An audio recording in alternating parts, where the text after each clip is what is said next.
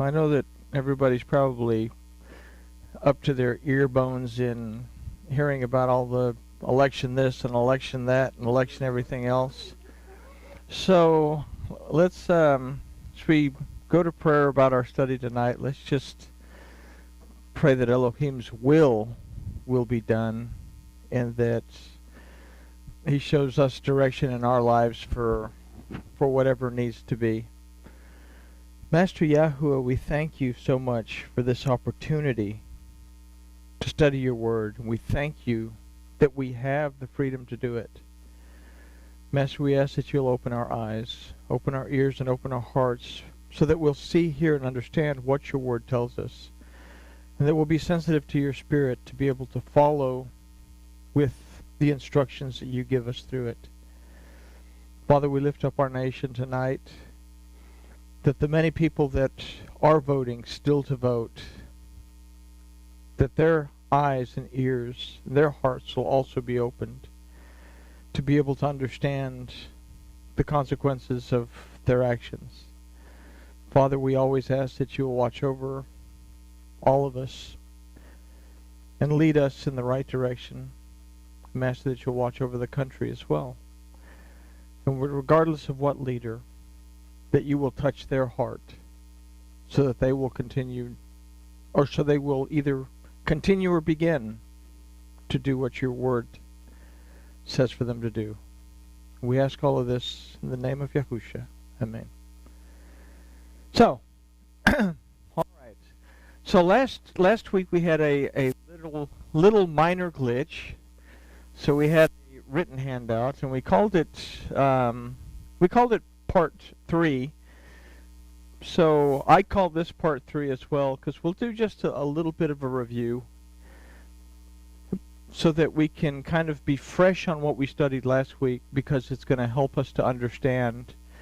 In the Trei Asar, the books that you have, it's the second chapter, the first and second verse. In our English Bibles, it's still going to be the first chapter, but it's going to be the 10th and the 11th verse. So, but it'll help us to understand those two verses when we look at them. So, we talked about this little graph thing up here, and we talked about the kings and how Omri had come into power because Elah had been killed by Zimri, and how Omri chased Zimri down and ended up killing him, and he became king and had Ahab, and Ahab hooked up with Jezebel, and Ahab had two sons, actually. One was Yehaziah, and the other one was Jehoram. But in these names, we see a progression of something that's happening. And if we say that there's helical time that occurs, Omri, we said, means a people or a student of Elohim. But it comes from the root Amar, that means a manipulator, to manipulate. So we can be a student of Elohim, but manipulate the word away from what it means, which would bring on a semblance, a resemblance of the Father, a type of reverence for Elohim, but something that denies the power. And we said that we didn't write him up here, but Yehaziah meant that Elohim holds on. And I'm getting way ahead of myself, because the first part of this introduction talks about all this, but Yehaziah holds on. That Yehaziah means that Yahuwah holds on. That even though we might stray, his hand is going to be present. And he's not going to give up until the very end. And finally, Yehoram, that all these things, that means Yahuwah is exalted, but it also means that Yahuwah is abolished. And then if we consider that Ahab was connected to Jezebel, that Jezebel means Baal is master. The Lord is master. Baal is master. The Lord is Lord. And Jezebel also means unchaste. So the house of Omri was literally what the entire house of Israel, the northern kingdom, was at one point called the house of Omri. And Yehu actually was told by a prophet, and I couldn't remember last week, and now it just went right out of my mind again, that he was to kill or stop the house of Ahab. But Jehu went in and destroyed everything. He wiped out the entire house of Omri. I mean, he killed off the priests of Baal. He killed off Ahab's 70 sons, everything. So it was a total genocide. But what we're going to learn about Yehud, in fact, let's just go to the lesson now that we've done that kind of thing. So we've reviewed what we considered last study at this point. We looked at the kings of Israel last time and just now that led up to Yehu's massacre of the house of Omri at Yezreel. Now, the house of Omri means a student of Elohim, like we just said, but comes from the roots Amar, that means to manipulate.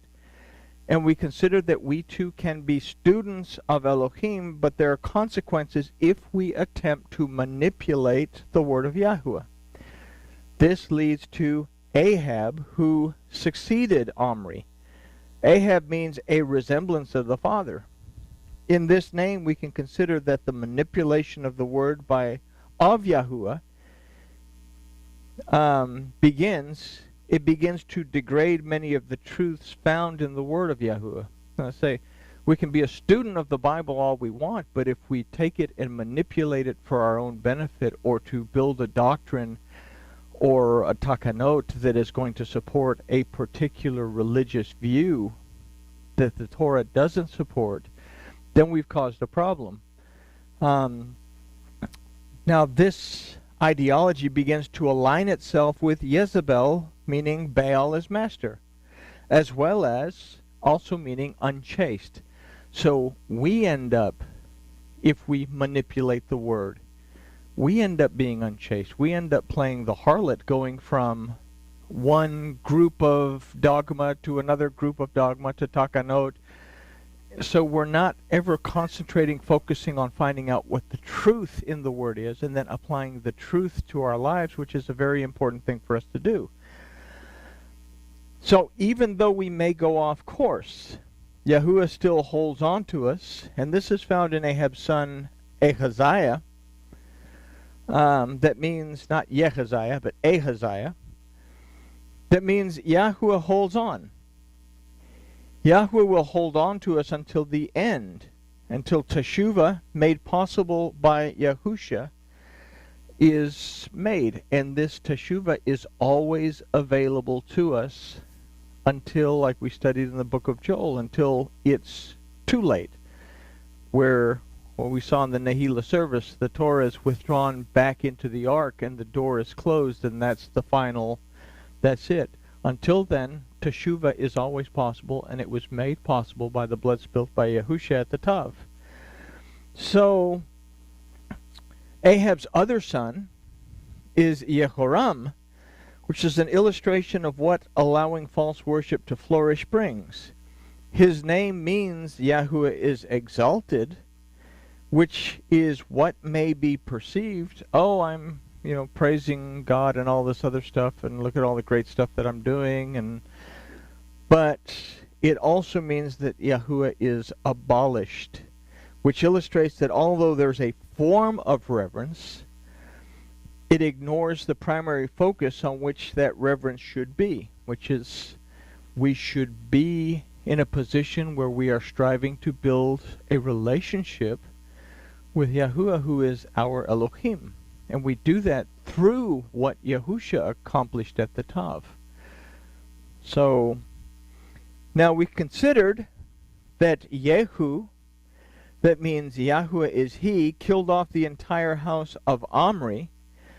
But even though he attempted to bring back the worship of Yahuwah, he did not remove the golden calves from the temples of Bethel and Dan. And basically he carried on the worship that had been established by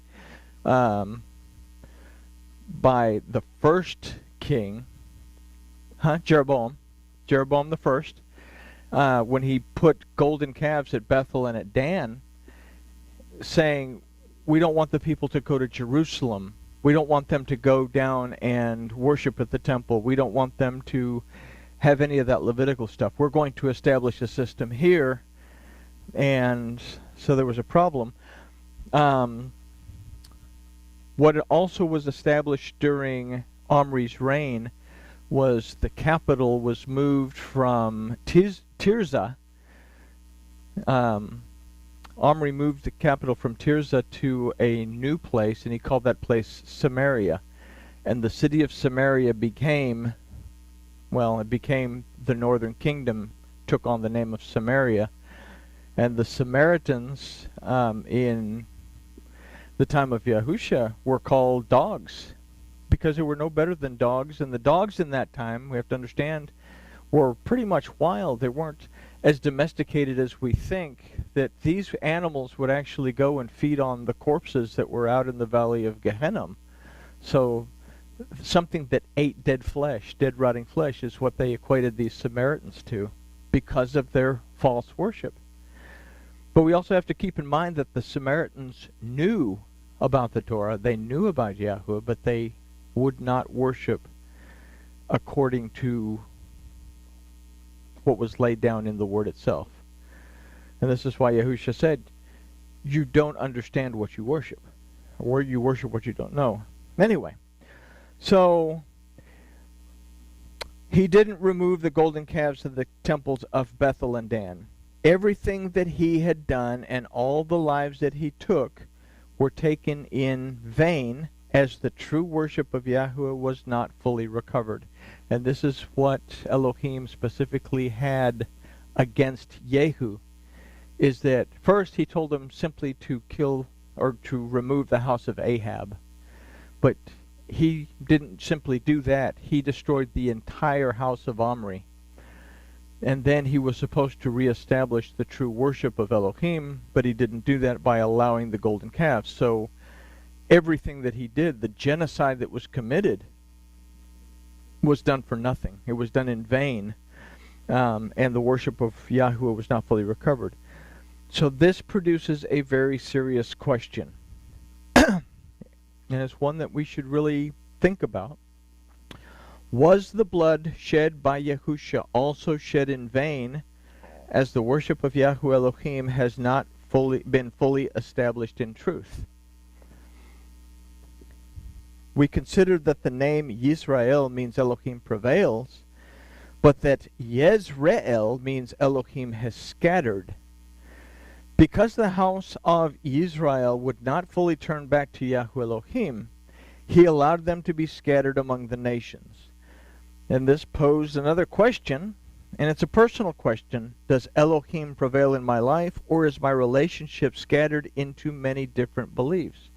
There's something else that we touched on last week, is that we all of us, and if we're honest with each other, all of us still cling to beliefs that we've had. And we're talking about between 1,800 and 2,500 years or better of belief systems that have been brought into existence, that we don't know what is Torah, we don't know what is not Torah. And this is why we gather together and say, okay, what does this mean? What does this mean? And we're trying to get back into a system. Right after the Maccabees did their thing, the Pharisees, well, they weren't even called Pharisees, they were called Softim. The scribes began to compose what was called an oral Torah, because they said, never again will we be drawn into this Hellenistic idea. What had happened, we've talked about it before, is the Jews had actually adopted Hellenism, the Greek ways. And the wars that took place with the Maccabees weren't necessarily battles against the Greeks, but it was a civil war between the Jews that wanted to become Greeks and the Jews that wanted to keep Torah. And they clashed. And as a result, after this battle, the scribes said this will never happen again. So they started to establish what's called a halakha. And today we have the Talmuds. The scribes became the Pharisees, and the Pharisees became the rabbis. So now we have 2,500 years plus of different halakha, takanot, that we celebrate. We say, oh, we're supposed to do this. And we do it. And then we come to realize, why are we doing this? Because it's not mentioned in the Torah. Or why are we doing it this way? Because the Torah says we should be doing it that way. So it's a constant learning process, but does Elohim prevail in my life, or is my relationship scattered into many differing beliefs? Hoshea, as a word, means deliverance and preservation. The following verses illustrated what happens when we allow our deliverance and preservation to marry a prostitute. When we manipulate the word of Yahweh until our worship is to Baal, our master, instead of acknowledging Yahweh Elohim.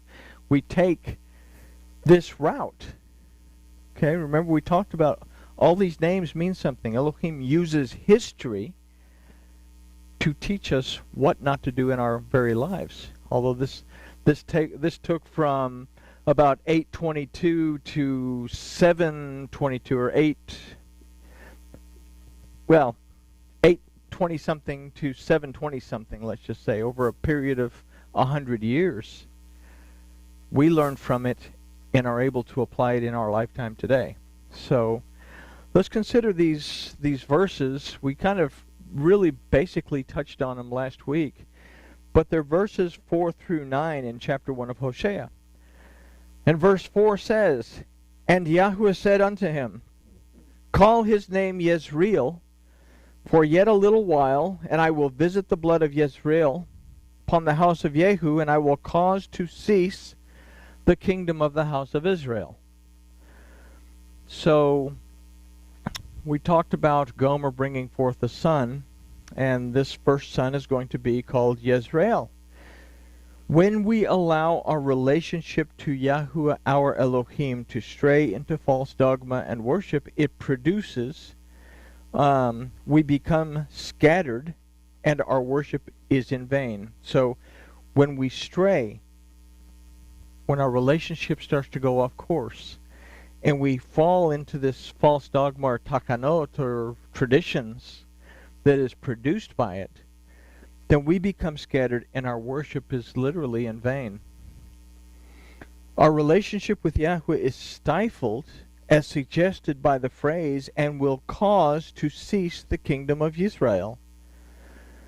The word for visit in this is pakad, that also means to take into consideration. It's not that he's going to visit the blood of Yezreel upon the house of Jehu. He's going to take into consideration whether it was in vain or whether it was not in vain. And something that we should take into consideration as well is, how am I respecting the blood that Yahushua shed at the Tav?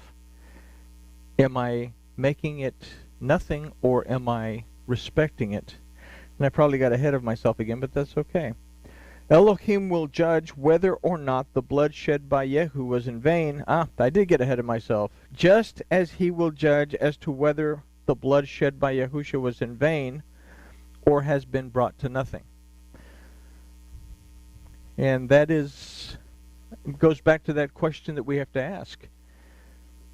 Am I living up to the standard set forth in the instruction of Elohim? And am I respecting what my Master Yahushua accomplished at the Tav, or am I simply going along with whatever the Joneses say is the next best thing to do? Everybody with me? But you remember, we're going to read in Hoshea down the road that he says, "My people are destroyed for their lack of knowledge." And all of this plays into that concept. Verse 5, "And it shall come to pass at that day that I will break the bow of Israel in the valley of Yezreel." So in the phrase, "I will break the bow of Israel," we have to take into account that the word for bow is kashet, that refers to a bow that shoots arrows. The root of the word Torah is yada, that means to shoot an arrow straight. And the word kashet here in the Hebrew phrase is preceded by the et. That, okay, we say, well, it's just an object pointer, but we said that every time we see this, because we see it when it shouldn't be there, and sometimes when it should be there, it's not there. that it represents to us the first and the last. It represents to us the very word of Yahweh itself. So what we can consider here is that the word of Yahweh is being shabar. The word shabar doesn't mean just to break, but it means to shatter into pieces. So what is being suggested is that Yahweh will shatter his word into pieces because we have chosen to wrestle with Elohim instead of understanding fully that he is greater than we are. And this is a notion that goes back to, and I probably shouldn't bring this into the picture, but it's something that we need to consider. The ancient Kabbalists said that the first vessel that was made to contain the light was shattered into pieces because it couldn't contain the light. And our job is to find those pieces in order to be able to recover all the light. So keep that in mind, because we're going to see that maybe it has some relevance to what we're considering here. So Yahweh will shatter his word into pieces because we have chosen to wrestle with Elohim instead of understanding fully that he is greater than we are. The result is that the pieces are scattered in the valley of Yezreel, where we must now seek to find Yahweh our Elohim by separating what is truth from what is not. We must carefully examine every piece that is scattered and shattered. We have to examine every piece for truth. Only in this way can we change the name Yezreel from meaning Elohim has scattered back into meaning Elohim has made fruitful. The choice is ours to make.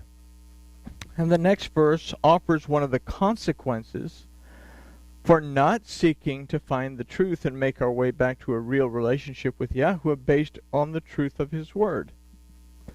And that verse says, in verse 6, "And she conceived again and bore a daughter.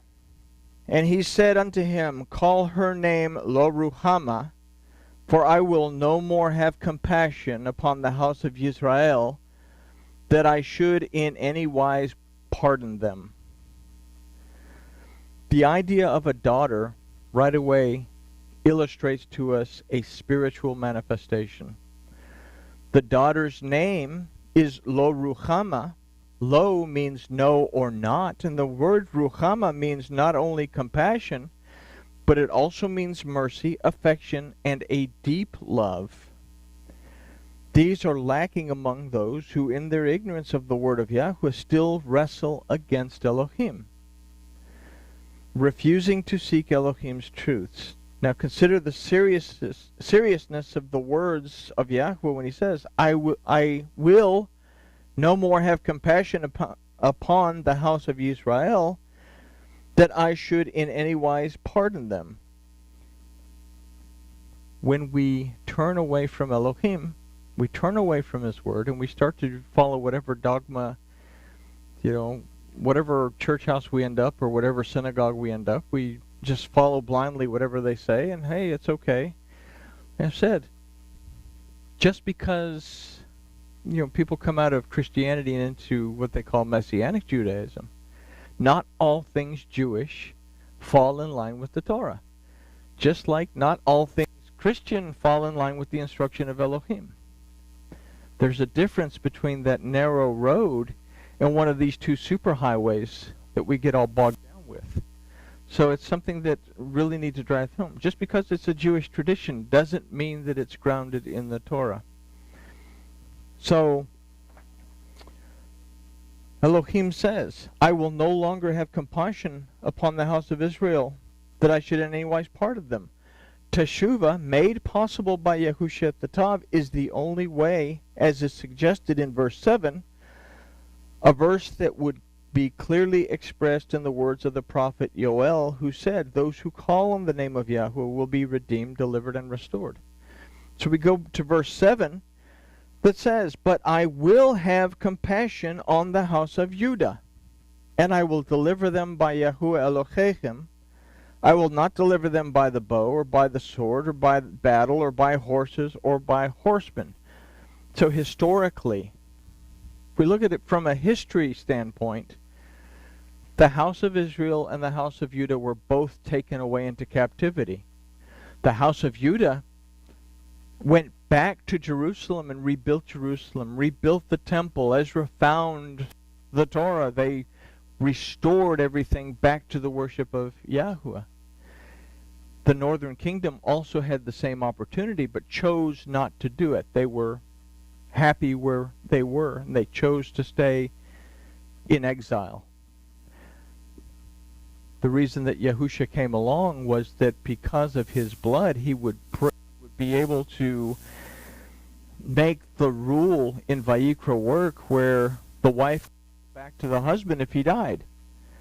So the northern kingdom of Israel and the southern kingdom of Judah could reunite, but they were stubborn and stiff-necked. Yehuda came back. Israel decided they weren't going to. So we turn the page. In the phrase, "And I will not deliver them by bow, nor by sword, nor by battle, nor by horses, nor by horsemen," we must understand that this is not to be a physical deliverance, but rather a spiritual one. And it wasn't necessary for battles and chariots and all this to take place. Elohim set a Mashiach in place, and his name was Cyrus. And I say a Mashiach because there are several Mashiachs throughout the Torah. David was also called a Mashiach. He was an anointed one. But Cyrus was anointed at that particular time to let the people of Judah go back and rebuild everything, and they chose to do that. So there was no force necessary to free the children of Judah. They went back. So a spiritual revival took place when they found the Torah scroll, and Ezra stood up on the platform. He stood above the people and read the Torah. And it just happened to be Yom Teruah that he did this on. If we go back and find it, we will actually find that it was Yom Teruah, was the day that Ezra stood up and spoke out to the people. Was it Yom Teruah or was it Shavuot? One of those 2 days, because now I'm just thinking, oh, I just taught this not too long ago, but one of the 2 days where the Torah was given, Ezra stood up and taught the people the Torah again, so that they would hear the words in Hebrew. Even though they didn't understand, they were all weeping, and he read that all day long. So something to consider. So we have to understand that it's not a physical deliverance, but it's a spiritual one. Yahushua said that those who worship the Father must worship in spirit and in truth. We must begin to seek Yahuwah in gratitude and praise first and foremost. And this is one of the meanings of Judah. The concept is reflected in the phrase, "I will have compassion upon the house of Judah." Then by seeking the Father and calling upon his name, as mentioned by Yoel, Yahushua, Kepha, who's Peter, and Rav Shaul, who's Paul, those will be delivered and restoration will come. Elohim will deliver them by Yahuwah Elohechem. By Yahuwah their Elohim. But in the name of Yahuwah came the deliverance and the restoration, and that deliverance and restoration was called Yahushua, whose root is Hoshea. Okay? Hoshea is a root of Yahushua. Hoshea was the name of Joshua before they crossed over the Jordan. But Moses anointed him to be the leader and gave him the name Yehoshua, as opposed to simply Hosea. And if you read that, you'll find that in Devarim, that his name was originally Hosea. But Moses changed his name to Joshua. So, verse 8. Now when she had weaned Lo Ruchama, she conceived and bore a son. So if we cannot grasp and apply what we considered in verse 7, then we have to understand that without Elohim's compassion, we will become established in what verse 9